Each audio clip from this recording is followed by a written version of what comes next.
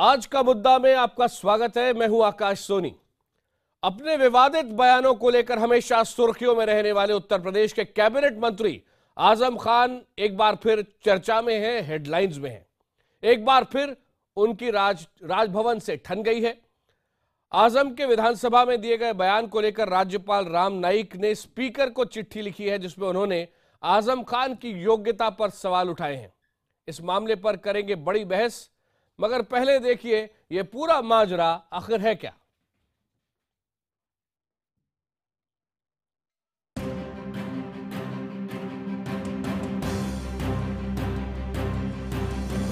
एक तरफ आजम खान और दूसरी तरफ राम नाईक। एक यूपी की अखिलेश सरकार में कद्दावर मंत्री और दूसरा यूपी का राज्यपाल। एक बार फिर उत्तर प्रदेश में राज्यपाल बनाम सरकार का खेल शुरू हो गया है। राम नाईक ने यूपी विधानसभा के अध्यक्ष और सीएम अखिलेश को एक चिट्ठी लिखकर आजम खान की काबिलियत पर सवाल उठा दिए। आजम पर राज्यपाल राम नाईक ने क्या सवाल उठाए हैं ये आपको आगे बताते हैं, मगर पहले देखिए कि काबिलियत पर सवाल से कैसे बवाल हो गया। मंत्रिमंडल में कौन रहेगा कौन नहीं रहेगा वो अधिकार मुख्यमंत्री को होता है, मुख्यमंत्री को होता है। और गवर्नर साहब तो संवैधानिक पद पे हैं, उन्हें तो हस्तक्षेप करने का अधिकार नहीं है कौन मंत्रिमंडल में रहे कौन न रहे। राज्यपाल को अपनी जिम्मेदारियां गिनवा रही है समाजवादी पार्टी सरकार। अब आपको बताते हैं कि आखिर राज्यपाल ने अपनी चिट्ठी में लिखा क्या है जो समाजवादी पार्टी की सरकार को बर्दाश्त नहीं। संसदीय कार्य मंत्री आजम खान की राज्यपाल पर टिप्पणी में तकरीबन 60 पंक्तियां थीं। इनमें से 20 पंक्तियां सदन की कार्यवाही से हटा दी गईं। संसदीय कार्य मंत्री के बयान में से 33% पंक्तियां हटाना ये बताता है कि उनकी भाषा विधानसभा की गरिमा के अनुकूल नहीं है। राज्यपाल ने 8 मार्च को विधानसभा में आजम खान की टिप्पणी का हवाला देते हुए लिखा है कि मंत्री का बयान उनकी योग्यता पर प्रश्न चिन्ह के समान है कि क्या वो इस कार्य के योग्य हैं। राम नाईक ने लिखा कि इस मामले में उन्हें सीएम अखिलेश यादव से विचार करना पड़ेगा। इस मामले पर जब आजम खान से सवाल पूछा गया तो उन्होंने इशारों में राज्यपाल को अपनी हद में रहने की नसीहत दे डाली। अगर कोई मुकदमा भारत की सबसे बड़ी अदालत में हो और विवादित हो, देश जिसके लिए बहुत बड़ी कीमत अदा कर चुका हो, क्या उस पर किसी प्रदेश के महामहिम को, राज्यपाल को अपनी राय देना चाहिए? दरअसल ये पूरा मामला जुड़ा है एक विधेयक से जो लंबे वक्त से राजभवन में अटका पड़ा है। साल भर पहले यूपी विधानसभा से एक बिल पास हुआ था। आजम खान का आरोप है कि मेयरों को भ्रष्टाचार से रोकने में ये बिल रोड़ा साबित होता, इसलिए राज्यपाल ने बिल पर दस्तखत नहीं किए।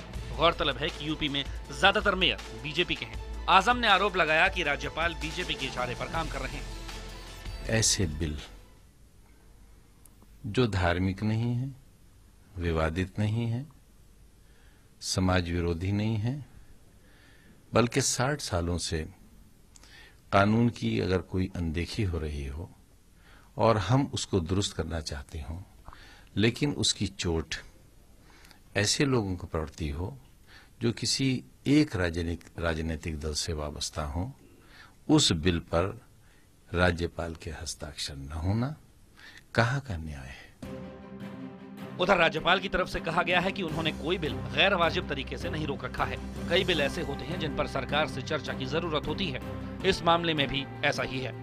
वैसे राजभवन और आजम खान के बीच रार का ये कोई पहला मुद्दा नहीं है। इससे पहले भी अलग अलग राज्यपालों से आजम खान किसी न किसी मुद्दे को लेकर भिड़ चुके हैं। शलभमणि त्रिपाठी, लखनऊ, IBN 7। उत्तर प्रदेश में जिस तरह से संसदीय कार्य मंत्री राज्य के, उनके और राज्यपाल के बीच ठन गई है, उससे कुछ महत्वपूर्ण सवाल उठते हैं। सबसे पहला तो यह कि राज्यपाल के आजम खान की भाषा पर संयम रखने के सुझाव पर क्या एसपी को गंभीरता से विचार नहीं करना चाहिए? दूसरा सवाल, क्या समाजवादी पार्टी के इस आरोप में दम है कि राज्यपाल जानबूझकर मेयरों से जुड़े विधेयक को लटका रहे हैं? तीसरा सवाल, क्या उत्तर प्रदेश के संसदीय कार्य मंत्री के रूप में आजम खान की राज्यपाल के लिए इस्तेमाल की गई भाषा को मर्यादित कहा जा सकता है? चौथा सवाल, 33% भाषण को हटाना पड़ा तो इस पर मुख्यमंत्री अखिलेश यादव क्यों आजम खान को चेताने से कतरा रहे हैं? पांचवा सवाल, क्या राज्यपाल का एक कैबिनेट मंत्री की योग्यता पर सवाल उठाना मुनासिब है? चर्चा में हमारे साथ हैं बीजेपी के प्रवक्ता विजय सोनकर शास्त्री। कांग्रेस के प्रवक्ता राजीव त्यागी यहां स्टूडियो में मेरे साथ हैं। समाजवादी पार्टी के नेता राजीव राय हमारे साथ जुड़ चुके हैं। संविधान का मामला सीधे सीधे यहां जुड़ेगा, इसलिए संविधान विशेषज्ञ सुभाष कश्यप जी हमारे साथ हैं और फोन लाइन पर हमारे साथ हैं बीएसपी के नेता सुधींद्र भदौरिया। लेकिन सबसे पहले राजीव राय जी, मैं आपके पास आऊंगा। एक ऐसा भाषण जिसका 33% हिस्सा हटाना पड़ा और जिसको लेकर बाकायदा राज्यपाल ने लिखा है अपने पत्र में कि एक ऐसी टिप्पणी जो लगभग 60 पंक्तियों में टंकित है और इनमें से 20 पंक्तियां हटा दी गईं। ऐसे में वो ये सवाल उठा रहे हैं कि प्रश्न चिन्ह है ये कि क्या आजम खान इस कार्य के योग्य हैं। ये राज्यपाल का पत्र है। इसके बाद पहली प्रतिक्रिया क्या आपकी ये नहीं होनी चाहिए कि आप पार्टी के अंदर आजम खान से इस पर बात करें और खास तौर पे मुख्यमंत्री खुद उन्हें चेताएं? देखिए, पहली बार नहीं हुआ हिंदुस्तान के किसी विधानसभा या सदन में कि किसी का कोई कमेंट एक्सपंज किया गया हो। जो माननीय विधानसभा अध्यक्ष जी का विशेष अधिकार है, जो सदन की प्रॉपर्टी है, उस पर मैं कोई कमेंट नहीं करना चाहूँगा, क्योंकि अगर कुछ ऐसा लगा होगा तो उस पर कार्रवाई हुई होगी और ये पूर्णतः विधानसभा अध्यक्ष के अधीन आता है। सवाल जो सबसे बड़ा मुद्दा है कि कुछ पंक्तियों को निकाल देने मात्र से या निकाल देने योग्य होने के मात्र से आप किसी कैबिनेट मंत्री की काबिलियत पर सवाल उठाने लगे। क्या कैबिनेट मंत्री आजम खान साहब की काबिलियत इसलिए नहीं है कि उनके रहते जैसे पेट्रोलियम मिनिस्टर में तत्कालीन पेट्रोलियम मंत्री के मंत्रालय में घोटाले हुए थे, वैसे घोटाले आजम खान साहब के मंत्रालय में नहीं हुए। आजम खान साहब ने अपने बेटे या बेटी को अपना ओएसडी नहीं बनाया, क्या इसलिए वो काबिल नहीं है? काबिलियत होना न होना मुख्यमंत्री का विशेष अधिकार है। राज्यपाल जिस तरह से व्यवहार कर रहे हैं, लेकिन राजीव राय जी मैंने आपको रोका नहीं, लेकिन एक बात बताइए, अगर राज्यपाल के खिलाफ, हम इतना तो जानते हैं, आप भी जानते हैं, मैं भी जानता हूं, इससे ज्यादा हम बोल भी नहीं सकते, लेकिन हम ये जानते हैं कि जिस भाषण की हम बात कर रहे हैं, जिसका 1/3 हिस्सा हटाना पड़ा, उसमें प्रमुखतः राज्यपाल के खिलाफ आजम खान बोल रहे थे। तो ये जाहिर है कि राज्यपाल को सवाल उठाने पड़ेंगे जो उन्होंने उठाए हैं। लेकिन समाजवादी पार्टी की तरफ से एक शब्द भी ये नहीं कहा जा रहा है कि आजम खान बेहतर होता कि मर्यादित शब्द भाषा का इस्तेमाल करते। वो पार्टी के भीतर क्या कहा जा रहा है, क्या नहीं कहा जा रहा है, उसको मैं राष्ट्रीय चैनल पर बहस का मुद्दा नहीं बनाऊंगा। मैं उस बात से आगे जाऊंगा। जब भाषण सबके सामने है, जब ये लड़ाई सबके सामने है, तो फिर ये आप कैसे अपने अंदर पार्टी के अंदर गुपचुप सारी बात कर लेंगे? राय साहब, आपने बताया, नहीं सुनिए, आपने बताया कि उसको एक्सपंज कर दिया गया। अभी इससे आगे संसदीय परंपरा में क्या कार्रवाई होती है? एक्सपंज कर दिया गया, उसके साथ भी। लेकिन नहीं, तो आपने पार्टी के अंदर क्या आजम खान को कहा है कुछ कि थोड़ा मर्यादित भाषा का इस्तेमाल करे, खास तौर पे महामहिम राज्यपाल के खिलाफ? आजम खान साहब बहुत वरिष्ठ नेता है। महामहिम के बारे में क्या बोलना है, क्या नहीं बोलना है, वो स्वतः जानते हैं। और सदन में अगर एक्सपंज कर दिया गया है कुछ लाइनों को, तो ये हिंदुस्तान के किसी सदन में पहली बार ऐसी कोई कार्रवाई नहीं हुई है। इस सदन में चलता रहता है। सवाल ये है कि जिस तरह से महामहिम मंत्रालय पर, कैबिनेट मंत्रियों पर, कार्यालय विधेयकों को लटकाकर जो कर रहे हैं, क्या वो उचित है? इस पर नहीं बात होनी चाहिए। महामहिम का पद संवैधानिक पद होता है। क्या वहाँ की मर्यादा महामहिम को संभाल कर रखनी चाहिए? मर्यादा के अंदर कार्य करना, विजय सोनकर शास्त्री, अभी जो राजीव राय कह रहे हैं, इस पर मैं आपसे जानना चाहूंगा। जो आपके खिलाफ वो बोल रहे हैं, उस पर तो मैं आऊंगा, लेकिन साथ ही क्या आजम खान समाजवादी पार्टी में इतने बड़े नेता हैं कि मुख्यमंत्री भी उनको चेताने से पहले 100 बार सोचते हैं?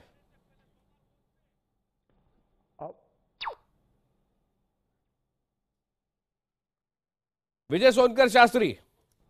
नहीं, देखिए आकाश जी, बड़ी दुर्भाग्य की बात है कि अभी समाजवादी पार्टी के नेता कह रहे हैं कि सदन में तो ऐसी कई बार घटनाएं हो चुकी, ऐसी बातें हो गई हैं।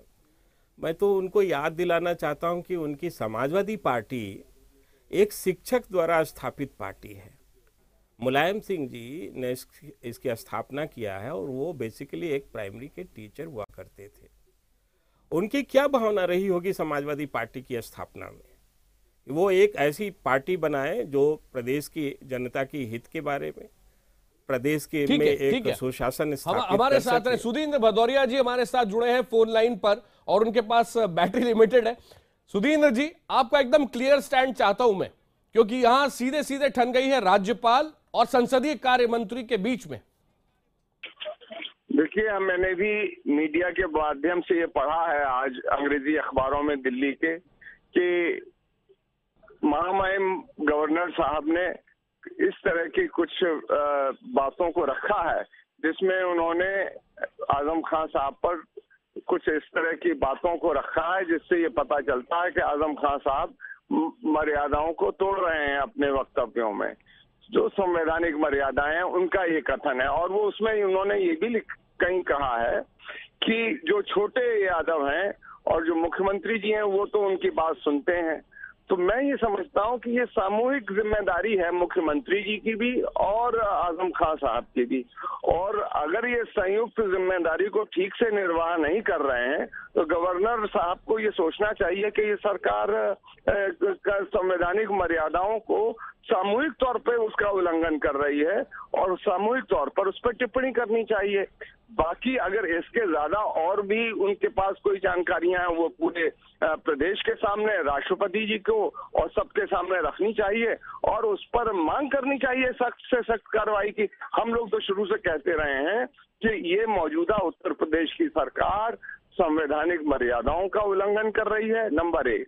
नंबर 2, ये वहां पर जो संविधान को हमें बचा के रखना चाहिए उसको भी नहीं मानती है। तो फिर इन परिस्थितियों में ध्यान में रखते हुए फौरी तौर पे कुछ न कुछ उनको कदम उठाने चाहिए जिससे सुधीन जी, बीएसपी क्या चाहती है, किस तरह के कदम उठाए जाने चाहिए आपके मुताबिक? ये ऐसे संवैधानिक मर्यादाओं का जहां उल्लंघन होता हो वो परामर्श करें और कदम उठाएं। ये तो उनको खुद बताना होगा वो क्या संवैधानिक मर्यादाएं तोड़ रहे हैं। अभी तो हमने अखबारों के माध्यम से पढ़ा, उनका जो सचिवालय है गवर्नर साहब का, वो बताएं क्या क्या गड़बड़ियां हुई हैं और तफसील से बताएं, प्रदेश के सामने रखें और राष्ट्रपति जी को भी जानकारी दें। सुधीन जी धन्यवाद। मैं आता हूं आपके पास, लेकिन मैं पहले राजीव त्यागी जी के पास जाऊंगा। राजीव जी, एक बात बताएं कि राज्यपाल का मुझे ऐसा लगा कि कंधा इस तरह से इस्तेमाल करके बीएसपी सीधे सीधे समाजवादी पार्टी पे हमला कर रही है और इस तरह से सिर्फ इस मामले में, बाकी मामलों में नहीं, बीजेपी के साथ खड़ी हुई दिख रही है।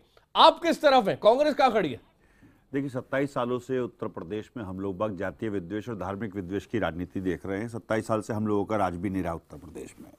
मैं उत्तर प्रदेश के 2-3 चीज़ों पर प्रकाश डालना चाहूँगा। राज्यपाल जी या आजम खान साहब क्या कर रहे हैं ये तो सबके सामने है ही, लेकिन राज्यपाल महोदय जी को हम टिप्पणी नहीं कर सकते, लेकिन निवेदन जरूर कर सकते हैं क्योंकि हमारे प्रदेश के राज्यपाल हैं, क्योंकि मैं उत्तर प्रदेश से हूँ।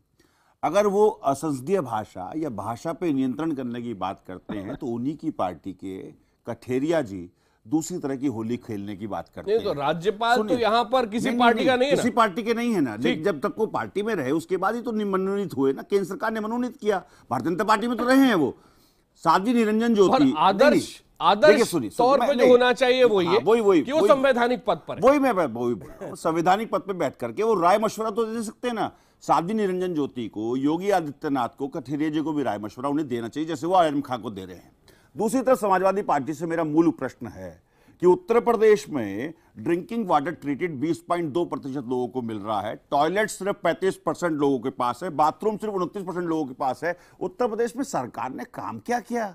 उत्तर प्रदेश में विकास के काम कहां है? ठीक है, आपने अब आगे इस सवाल को और आगे कर दिया, लेकिन सुभाष कश्यप जी, मैं आपसे आगे पूछना चाहता हूं, आजम खान जिस तरह से जवाब दे रहे हैं राज्यपाल को, क्या 2 चीजें, एक तो संविधान के मुताबिक क्या किया जा सकता है, राज्यपाल क्या क्या कर सकते हैं, और दूसरा परंपरा क्या कहती है?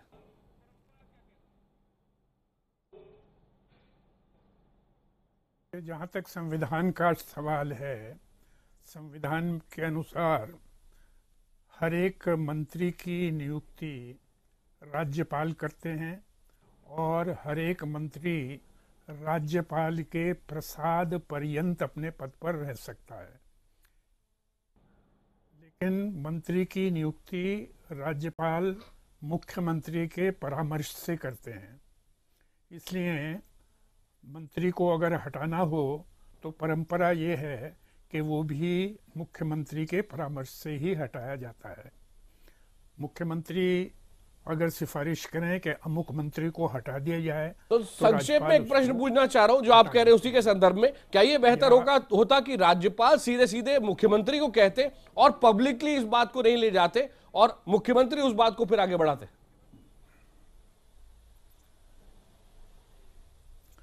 देखिए, ये राज्यपाल के अपने विवेक पर निर्भर है।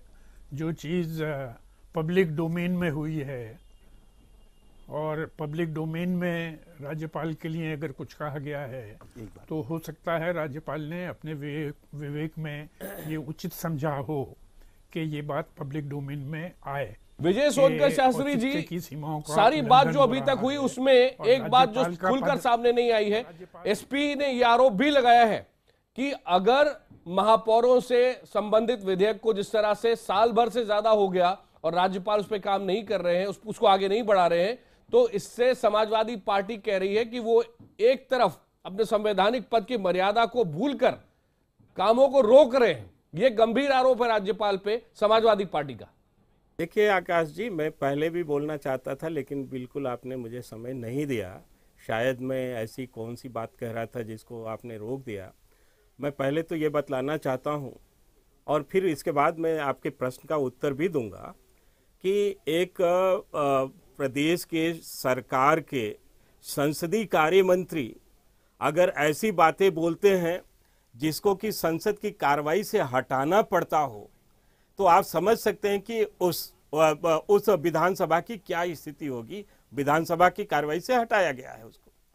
मुझे बड़ा दुख हो रहा है कि एक शिक्षक द्वारा स्थापित यह पार्टी किस दिशा में जा रही है। और जहां तक जो विधेयक के पेंडिंग की बात है, वो विधेयक को अगर आप पढ़ लेंगे या देश की जनता के सामने वास्तव में सही ढंग से मीडिया के माध्यम से रख दिया जाए तो जनता घृणा करने लगेगी ऐसी सरकार से। इतना एक पक्षी वो निर्णय है जिसको कार्रवाई के लिए भेज दिया गया है और वो पब्लिक के डोमेन में आ रहा है, आएगा, जनता उस पर निर्णय करेगी। ठीक है, हम वो बस जब इतना जरूर कहना चाहेंगे राजीव राय जी, ये झगड़ा लंबे समय से चल रहा है, ये समाप्त कैसे होगा? आखिरी 30 सेकंड आपके। देखिए, संवैधानिक पद पर महामहिम जी बैठे हुए हैं। पानी हमेशा ऊपर से नीचे बहता है, नीचे से ऊपर नहीं जाता है। क्रिया प्रतिक्रिया हो जाती है जब उस पद पर बैठा हुआ महामहिम जिनसे ऐसी अपेक्षा की जाती है कि मार्गदर्शन का काम करें, ऐसी हरकतों पर उतर आते हैं जहां से हमें लगने लगता है कि उनको उन्होंने लिखित मार्गदर्शन किया है। बोलने दीजिए। अगर एक व्यक्ति अगर ऐसी भाषा बोल रहा है जिसको विधानसभा में डिलीट करना पड़ रहा, विधानसभा की कार्रवाई से हटाने की बात कही जा रही है, तो इससे अंदाज लगाओ आप राय साहब कैसे आगे बयानों को डिलीट किया गया विधानसभा की कार्रवाई से। क्या ऐसे विधानसभा चलेगा? कल्याण सिंह मुख्यमंत्री थे, उनके भी विधानसभा से को होना चाहिए।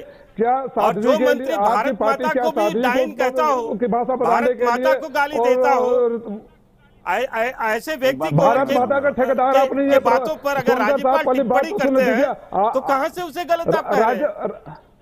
आप सुने विजय साहब, आप बोल रहे थे तो मैं स्टेप नहीं कर रहा था। मेरे पास समय बिल्कुल समाप्त हो गया है, सभी से माफी चाहता हूं। आधे घंटे की ये बहस थी, लेकिन एक बात जरूर मैं ये कहना चाहूंगा कि राज्यपाल और उत्तर प्रदेश के एक कद्दावर नेता और कैबिनेट मंत्री, वो भी संसदीय कार्य मंत्री के बीच में अगर ठन जाए तो ये राज्य के लिए, सरकार के लिए, राज्य के लोगों के लिए अच्छा नहीं हो सकता। इस मुद्दे को जल्द से जल्द सुलझाना जरूरी है। कितना ये मुश्किल काम है ये आज की बहस में आपको समझ में आ गया होगा। अभी वक्त एक ब्रेक का, आज का मुद्दा में लौटेंगे एक ब्रेक के बाद डिबेट नंबर 2 के साथ, और हम बात करेंगे कि दिल्ली में एक व्यक्ति को अपने घर के अंदर से, डॉक्टर को घर के अंदर से निकाल के बाहर लाके पीटा गया, मार डाला गया। ये क्राइम है, गंभीर अपराध है या हेट क्राइम है? ब्रेक के बाद।